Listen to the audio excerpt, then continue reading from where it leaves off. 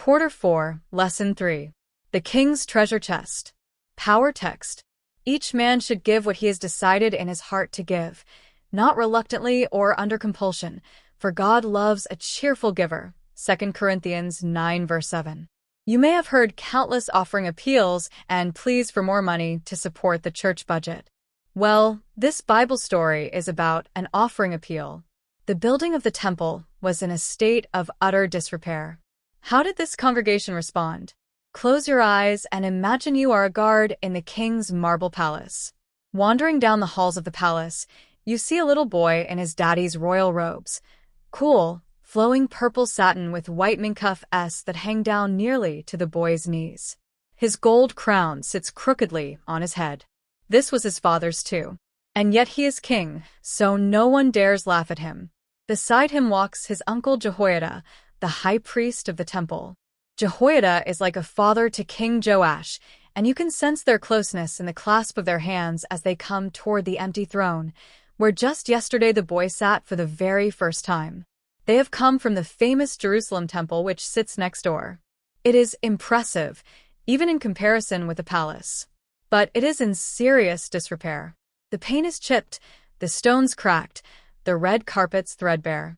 Little King Joash struggles to get up onto the bench of the golden throne, but finally, with the help of his uncle Jehoiada, he settles in, his short legs dangling in front of him, feet crossed at the ankles. So this is the new king. Fortunately, his uncle is his closest advisor and will be there to explain as much of the royal business as possible, guiding him in his decisions. You feel certain that because of the high priest's influence, the worship of God will always come first. It is 23 years later. You are an older guard now. The handsome young man who makes his way to the throne for business is tall and fits his royal robes. He has called together the priests and Levites for a special meeting. The topic for today is the temple. Why aren't you repairing the damage done to the temple? King Joash asks. Take no more money from your treasurers, but hand it over for repairing the temple. 2 Kings 12 verse 7 NIV. He has recently realized that the temple tax the priests collect isn't being used for temple upkeep. The temple is in such disrepair that it is an embarrassment to everyone who comes there. Joash becomes impatient and asks his uncle Jehoiada, who remains his closest aide, to help him. He wants temple offerings collected in a special offering chest, and he wants workmen hired to make the necessary repairs. A large wooden trunk is brought to the entrance of the formerly majestic marble temple and placed right behind a particularly rundown spot.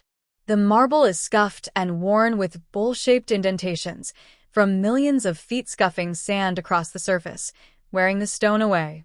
A priest bends over the trunk to inspect it with a nod. He runs his hand across a hole big enough for shekels of silver and jewelry to be put into it. The trunk will hold whatever gifts the people may bring to help restore the temple to its original luster. To everyone's delight, the offerings and gifts begin to stream in. Everyone is excited about restoring the temple. At the end of every day, the Levites bring the trunk into the temple to empty it and count the money under the supervision of the king's secretary. The next morning it is hauled back to its spot at the entrance. It doesn't take long to collect a large sum of money. At last work begins on the long-neglected temple. Masons, stonecutters, carpenters, and bronze and iron workers are hired.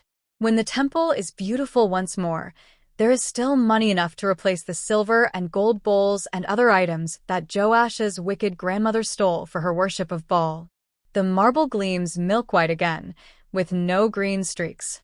The brand-new golden candlesticks reflect the candlelight in a warm glow. The temple is reopened, and temple services resume. Everyone comes to see how their offerings have been invested. They are content and grateful that they have had a part in taking care of the temple of God.